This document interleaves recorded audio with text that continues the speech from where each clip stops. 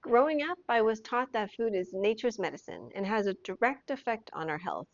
Every ingredient that goes into our body is either healing us or harming us, building us up or draining us. And knowing about some of these ingredients should simplify our lives as we learn to incorporate them into our foods so that we can enhance our health and prevent diseases and not need to rely on drugs or doctors as often. So today I would like to share about 7 specific Chinese foods that have helped me in some way to either heal me or contribute to my health, and then share tips on how to use each of these ingredients. Welcome to my channel. I'm Maria, and if you're feeling overwhelmed and would like tips for simple living, then spend some time with me. My grandfather was a successful Chinese pharmacist or herbalist, and he taught his family about the healing power of all sorts of herbs and foods. So my mom passed on some of what she learned through her cooking. My mom had a recipe for almost every ailment, and I'm going to share 7 foods that she would make that I remember helping me or someone in our family. And while I did not enjoy the taste of some of these foods growing up, I have grown to appreciate most of them. We're starting with a food that has been used as both kitchen staple and a powerful medicine across virtually every culture in Asia and around the world, and in almost all of my mom's Chinese dishes to give it flavor and to boost health. So food number 1 is garlic. The active compound in garlic is allicin, which has documented antimicrobial activity against a range of pathogens, including E. coli, Salmonella, and even an antibiotic-resistant type of bacteria. Clinical studies show that regular garlic consumption reduces systolic blood pressure, comparable to some pharmaceutical medications. Meta-analysis of multiple studies show reductions in LDL cholesterol, and laboratory research confirms that allicin and related sulfur compounds directly inhibit growth of cancer cells. I have grown to love garlic in many dishes, not just in Asian dishes. A tip I learned to maximize the benefits of garlic is to crush or finely mince your garlic and let it sit for 10 to 15 minutes before cooking. This waiting period allows the enzyme reaction that produces allicin to complete. Raw garlic is most potent. Try a small minced clove in salad dressing or on toast with olive oil. Cooking reduces allicin content, so add garlic toward the end of cooking when possible. Food number 2 is shiitake mushroom. Shiitake mushrooms were another food I did not enjoy growing up. I think I did not like its chewy texture, but now I like the taste of shiitake mushrooms, and they're legitimately good for you since they offer significant health benefits, primarily boosting immune function, supporting heart health, and providing essential nutrients like vitamin D, copper, and selenium. They're also packed with B vitamins, which help support your energy levels and brain function. And if all that is not enough, shiitakes are one of the few plant-based sources of aritemin. Not sure if I'm saying that right, but it's a compound that may help lower cholesterol naturally. So if you're looking for heart-healthy foods, these little guys deserve a spot on your plate. You can buy them fresh or dried. The dried version will, of course, last longer. For best taste, soak the dried version for 1 to 2 hours in warm water, or if you're short on time, you can soak them for 30 minutes in hot water. I like to use them in soups and stir fries with different types of meat and vegetables. For one of the foods that I did not mind growing up is the next food. Food number 3, goji berries. Goji berries or wolfberries have been used in Chinese medicine for at least 2,000 years and are one of the most consistently mentioned foods across the entire traditional Chinese medicine literature. It lists them as a superior herb that nourishes the liver and kidney, brightens the eyes, strengthens our bones, and prolongs life. It contains a good amount of 2 carotenoids most protective of the retina, in concentrations that are among the highest of any food on earth. Clinical studies have found that daily goji consumption significantly reduces macular degeneration risk and improves night vision.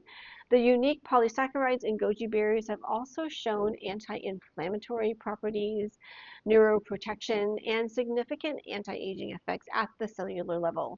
I have added these small dried berries to soups and even some teas, such as with dongguai or chrysanthemum teas. I talk about these teas in my video about healing teas, which I will link in my description and up here somewhere. In Chinese medicine, they're commonly combined with chrysanthemum tea for an eye protecting formula. Or you can also eat a small handful, about 20 to 30 berries of dried goji berries daily as a snack, or rehydrate them in warm water for 10 minutes to use in different recipes.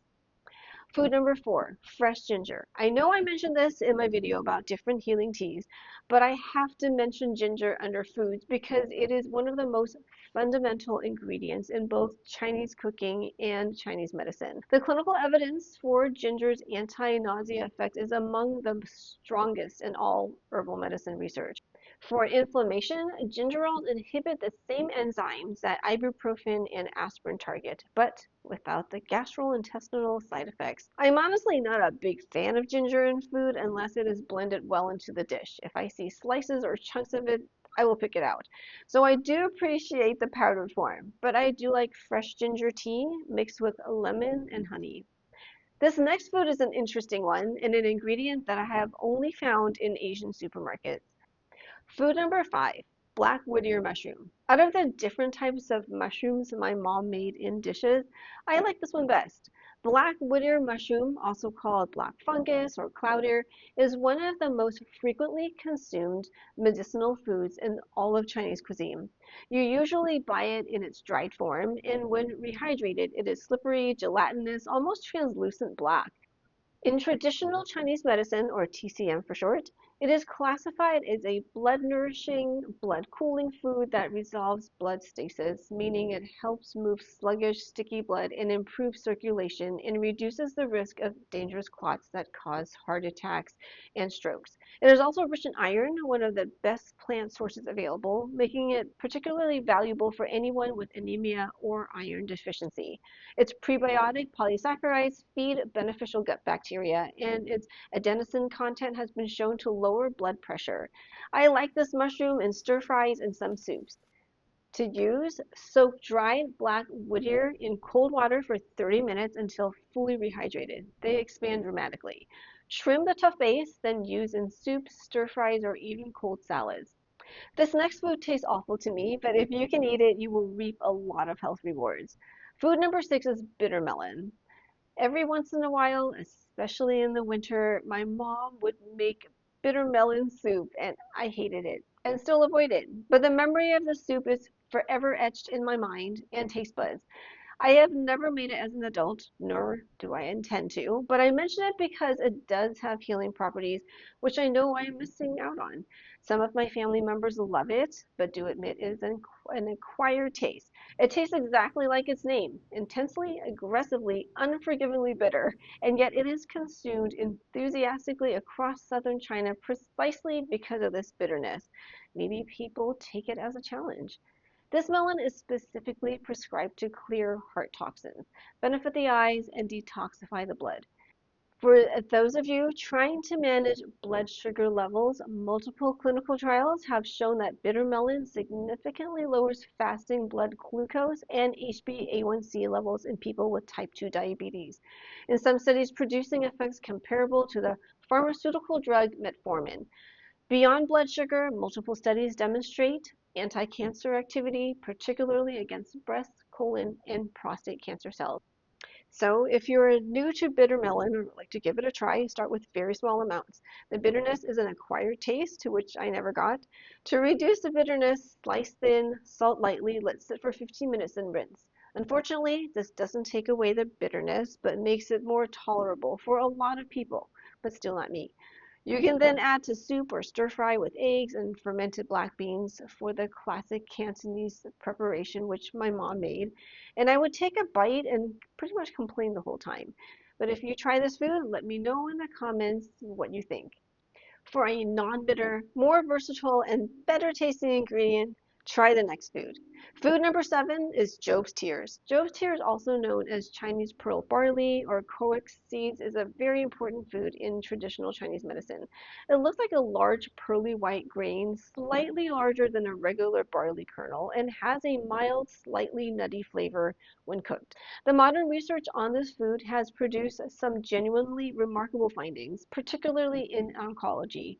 The extract of this ingredient has been developed into an approved anti-cancer drug in China, and used clinically for lung and liver cancer. And a series of human studies in Japan and Taiwan confirmed that regular consumption improves skin texture, reduces acne, and lightens hyperpigmentation. Growing up, I had this in soups, drinks, and even desserts. As I was doing research for this video, I have fond memories of this food and want to make it more often. Cook this food just like rice, rinse well, then simmer in water 1 to 3 ratio for about 40 minutes until soft. It can be eaten as a grain, added to soups and congee, or made into a healthy drink with lemon and a little rock sugar. You can find it in any Chinese grocery store. So those are the foods that have improved my health growing up. Which one would you like to try? Or do you have another favorite healing food? Please share that in the comments below. We can all learn from one another. If this video was valuable for you, please hit the like button so YouTube will share it to more people. For tips on simple living, watch this video next and see you over there.